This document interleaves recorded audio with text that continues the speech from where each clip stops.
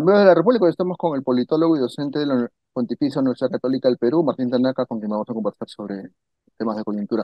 Martín, muchas gracias por aceptar la entrevista, bienvenido. Gracias también, Enrique. Eh, lo primero que le quería consultar era lo siguiente. Mi sensación, y creo que la de algunas personas, es que la situación política, social, eh, no se ha calmado completamente, ni de cerca, pero aparentemente la intensidad de las manifestaciones se ha reducido. ¿Usted cree que el gobierno a estas alturas ya superó eh, el momento más fuerte de las protestas en su contra y que a partir de ahora podría ya seriamente empezar a imaginarse en un periodo de mayor estabilidad? ¿Qué me respondería? Sí creo que ha pasado pues esta ola muy grande que parecía que, que se lo podría haber tumbado, digamos, ¿no? Comido, almorzado. Sí. Así es. Es cierto que ha pasado eso. También es cierto que es un gobierno tremendamente débil y que cualquier nuevo incidente mañana o pasado mañana lo puede hacer otra vez tambalear, ¿no? Y, pero es cierto que ya es concebible un escenario que antes no era concebible, un escenario en donde se mantienen protestas, pero no tienen la contundencia, la fuerza como para torcerle el brazo ni al gobierno ni al Congreso, ojo, ¿no? Porque hay un juego pues complementario, ¿no? El gobierno dice, bueno, eh, yo estaba dispuesto a adelantar elecciones y a irme, Pero tú no quieres. eh, pero el Parlamento es el que no me acompaña y pues entonces no es mi culpa, ¿no? No es mi culpa del todo. Entonces, ya en el Parlamento también están con la actitud de, bueno, ya pasó lo peor, ¿por qué tendríamos que apurarnos, ¿no? Mm, Incluso ya el escenario del 20, o sea, ya el escenario del 23 está descartado, a estas alturas el creo que escenario, ya está y el superado. escenario del 24 inclusive se ve tremendamente difícil, ¿no? Así que tal vez más de uno esté pensando, ya nos quedamos hasta el 26, ¿no? Yo creo Y eso, aguantamos, yo sí, creo eso. Yo creo que y nos, en los análisis de ambos poderes, esa perspectiva ya se tiene más clara que antes. Tengo esa sensación, sí, al menos, digo. sí, y quizá un comentario adicional que a pesar de que todos son actores muy débiles, muy deslegitimados, eh, claro, el gobierno que es muy frágil se termina recostando en el Parlamento, ¿Qué más frágil? ¿no es cierto?, para sostenerse, y el Parlamento, que está totalmente desacreditado, termina también amparándose en actores del sistema político en general, y entonces la Fuerza Armada, la policía, algunos medios tienen más poder, ¿no es cierto?, que en circunstancias normales, y hay una coalición conservadora de derechas que está aplaudiendo esta estrategia de continuar, y no solamente de continuar, sino de endurecerse, ¿no? Ujú. Todavía más, ¿no? Hay algo que a mí me parece, no sé cómo llamarlo, diría sorprendente a falta de una mejor palabra, y es que usted al inicio de su respuesta me planteaba, efectivamente, ¿no? Parece que el gobierno ya pasó lo peor, que las protestas no, en este momento no están siendo lo suficientemente fuertes para provocar un cambio, ¿no? Y ahí yo me ponía a pensar, pero ¿qué más fuerte tendría que ocurrir que 60 muertos, incendios, etcétera, etcétera, etcétera? Digamos, en otro país, 60 muertos, 48 por proyectil. Hay que sumar a los ex policías ahogados en el río Ilave. Eh, Quiero decir, un escenario así en otro país, supongo yo. hubiese provocado la caída inmediata de un gobierno. Sí, Eh, pero claro, un gobierno que está mucho más, digamos, mucho más sensible a su legitimidad ante la opinión pública. ese es el punto, ¿no? Claro, Exacto. efectivamente, ministros, consejos de ministros habrán caído, el presidente hasta podría haber renunciado, ¿no? Pero este es un gobierno en donde, este es un gobierno y este es un parlamento en donde como que ya asumieron que están totalmente de espaldas, digámoslo así, al sentir de la mayoría de los ciudadanos y simplemente se han propuesto durar, ¿no? Tratando de, digamos, en el camino encontrar algo de la legitimidad que hoy no tienen, ¿no? Eh, Ahora, lamentablemente, pues, hay muchos ejemplos en donde uno encuentra que estos gobiernos que deciden, digámoslo así, Continuar. ponerse de espaldas eh, y continuar sobre la base de la pura fuerza, pues lamentablemente lo logran, ¿no? O sea, piensa en la oposición venezolana a Maduro y es un ejemplo muy triste, ¿no? mm, ya, De cómo por más movilización que haya, si es que no logras fracturar, digámoslo así, al grupo que está en el poder, ah. sus perspectivas son de que siguen, ¿no? Lo que quiero decir es que es sintomático que usted recurra al ejemplo venezolano para intentar comprender un poco lo que está ocurriendo acá, o no es sintomático. Claro, bueno, se parecen en ese sentido, ¿no? En el sentido de que se mantienen sobre la base de Que la. hay un gobierno que no oye razones. Eso es un poco Exacto, ¿no es cierto? De eso, eso. Ignorar a la opinión pública, al sentir de los ciudadanos, ¿no? Ahora, Claro, la gran diferencia está en que, claro, aquí la formalidad democrática se respeta, ¿no es cierto? Esta presidenta surge de un mandato, de una sucesión constitucional y correcto, todo eso, ¿no? Pero la fractura de la legitimidad sustantiva es muy grave, ¿no? correcto. Si alguien le preguntara a usted, eh, a alguien que no es del Perú, por supuesto, si este es un gobierno democrático o autoritario o algo en el camino, usted como experto en temas que tienen que ver precisamente además con regímenes democráticos, etcétera, ¿qué me respondería? ¿Qué respondería? Diría que es un gobierno, digamos, que es democrático en su origen, pero que en su ejercicio está demostrando una actitud muy autoritaria, digamos, de subestimar, desoír la protesta ciudadana, las críticas de la oposición, ¿no es cierto? Se ha como cerrado totalmente, se ha impermeabilizado, ¿no es cierto? Mm, Y está respondiendo a las protestas descansando fundamentalmente en la represión, ¿no es cierto? Ha como renunciado a desarrollar iniciativas políticas y por esa razón, bueno, y además se ha formado una coalición en medio de esta polarización en la que vivimos muy excluyente, ¿no? Entonces digamos, las críticas de la oposición no es que llevan a hacer correcciones, sino que llevan a satanizar a los adversarios, ¿no es cierto? eh, se manejan discursos muy conspiracionistas, en donde quienes protestan es porque tienen planes malévolos detrás. Y creo que a lo que es esencial a una democracia es el respeto al pluralismo y a los adversarios, ¿no? y Por la esa rendición razón de es que cuentas también, ¿no? y la rendición de cuentas, exacto, ¿no? Entonces, por esa razón es que nos estamos deslizando rápidamente hacia esto que varios han dicho, ¿no? Esto ya es una cosa más híbrida, ¿no? No es plenamente democrática, lamentablemente, ¿no? Nos estamos deslizando y ya llegamos a esa hibridez. Yo diría que nos hemos deslizado. Ahora, la inestabilidad en la que estamos es mala en sí misma, pero también puede llevar a un cambio rápido de escenario, ¿no?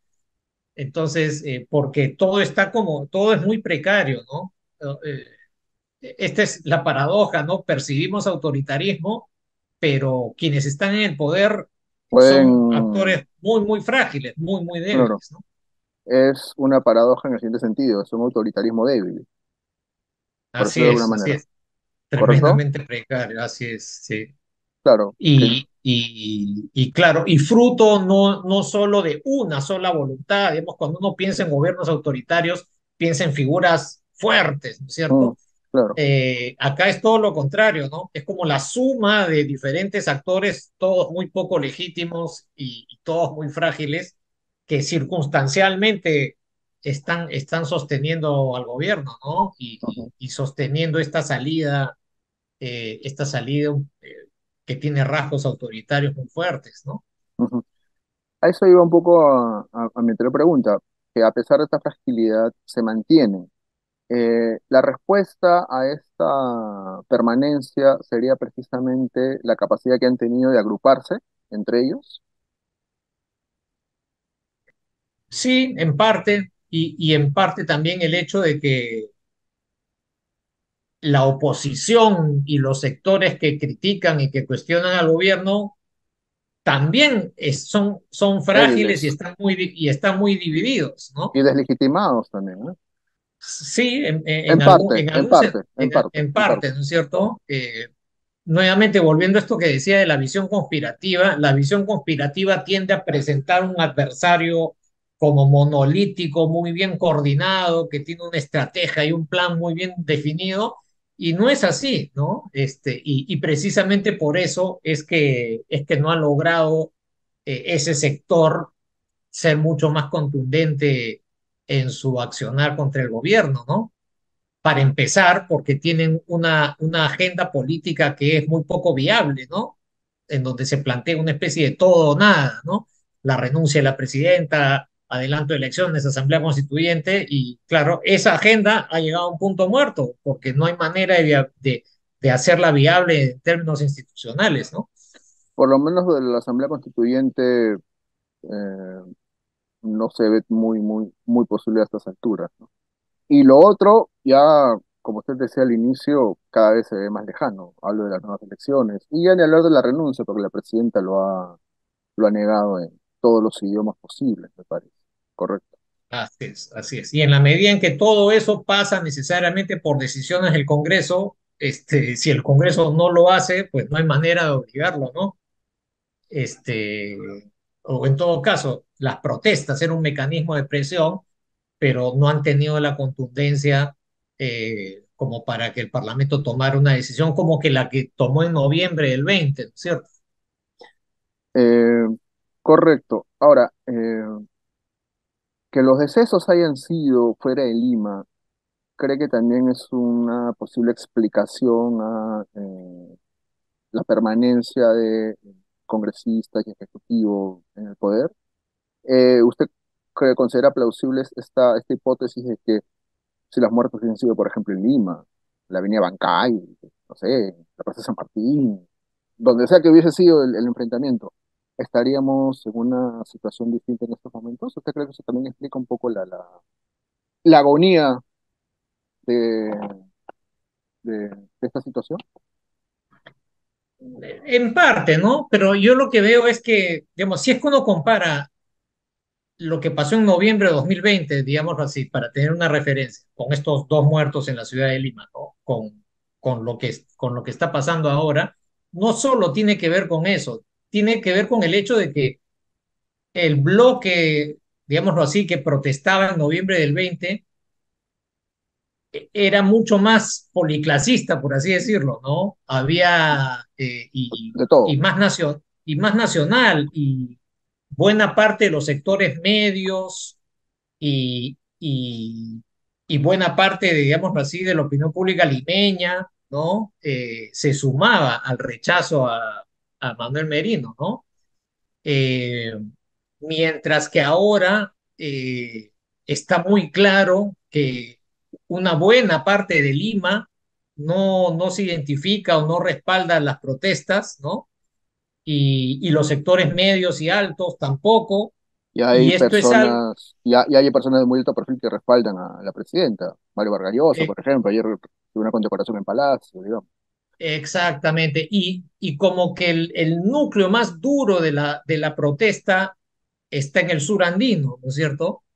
Entonces, política, demográficamente, la capacidad de ese sector de imponerse sobre el otro, pues es menor, ¿no? De acuerdo. ¿Qué futuro le ve usted a las protestas a partir de ahora?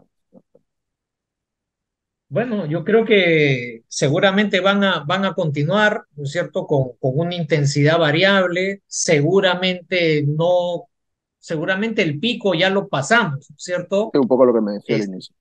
exacto, seguramente el pico ya lo pasamos, seguramente va a continuar, como digo, con momentos con un poco más intensos, otros más bajos.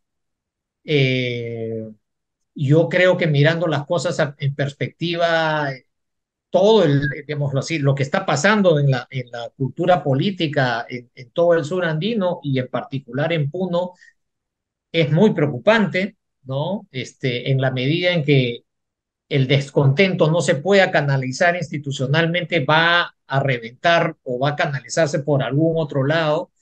eh, y ¿Alguna seguramente, propuesta autoritaria, etcétera, etcétera? así es, y seguramente pues se va a traducir en opciones políticas ultra radicales en las elecciones que vengan, en el momento en que vengan, ¿no? Ujú. Entonces, eso es algo muy, muy preocupante a mediano plazo, ¿no?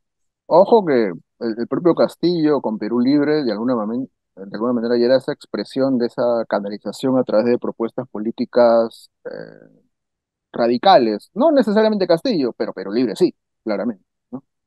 Así es, así es. Y yo creo que con lo que ha pasado y con el hecho de que se sienta que a pesar de las protestas no se está logrando nada, se está generando ahí un malestar que va a ser lamentablemente muy, muy explosivo en el próximo tiempo, ¿no? Y lo podríamos ver en las próximas elecciones. Y la última consulta, precisamente sobre las elecciones, con esto quería terminar. Obviamente no tenemos fecha, no sabemos, este año está descartado, me parece, el próximo, como usted mismo ha dicho, vamos a ver. En cualquier escenario, en teoría, por lo menos serían como plazo máximo para el 2026. Eh, Sean en el momento que sean, ¿usted cree a estas alturas ya realmente que pueden ser una especie de reseteo? Pues lamentablemente parece que no, ¿no? O sea, con todo lo que está pasando, parece quedar claro que en el Parlamento no hay voluntad, no hay ánimo, no hay condiciones para discutir en serio una Una reforma. reforma política, ¿cierto? Lamentablemente muchas de las propuestas, perdón, que se están barajando en la Comisión de Constitución, los proyectos de ley que se presentan, son como parches inconexos, ¿no? Mm, poco Y algunas serios. cosas, Sí. abiertamente negativas, digamos, ¿no? Digamos, no se ve, como digo, una voluntad para discutir esto más en serio, ¿no? Eh, Y entonces, lo único bueno de que esto se demore un poco es que algunos grupos políticos van a tener tiempo, un poco más de tiempo Para inscribirse. para terminar de inscribirse y algunas personas que estarían dispuestas a participar en política podrían terminar animándose, digamos, ¿no? Ujú. Hay, Eh, hay mucha pero esperanza por ejemplo, no en todos, pero digamos, por alguna propuesta de centro. Pero a mí también me da la impresión, con eso termino, que el centro en realidad a estas alturas ha diluido, ¿no? sí, sí, está muy, muy debilitado, tremendamente debilitado, ¿no? Pero también la derecha y la izquierda, ¿no? Lamentablemente. Entonces, eh, creo que vamos a vivir algo, digamos, la gran preocupación es que vayamos a tener una nueva elección en cierto modo parecida a la elección del 21, ¿no? Es Entre decir, extremos. donde ningún candidato despunta, ningún candidato entusiasma, ¿no? Todos tienen porcentajes pequeños, solamente al final la gente termina decidiéndose y por esos dos o tres que terminan peleándola hasta el final con porcentajes muy bajos, que va a llevar a un Congreso fragmentado, dividido, ¿no? Y seguramente con las posiciones más polares dominando el debate político, ¿no? Lamentablemente eso es lo que es el escenario más probable hasta ahora. Y una democracia no se sostiene así, pues, ¿no? O bueno, sobrevive, digámoslo así, con las pulsaciones muy bajas, ¿no? Claro, ¿No? Con los signos vitales bajos, se mantiene vivo, pero así con signos vitales muy, muy bajos, ¿no? Y obviamente uno necesita una democracia con capacidad de hacer cambios, de hacer reformas en un país vigorosa, como ¿no? Vigorosa, así. claro. Martín Tanaka está con nosotros. Muchas gracias por las respuestas, creo que han sido muy interesantes. Gracias, amigos de la República.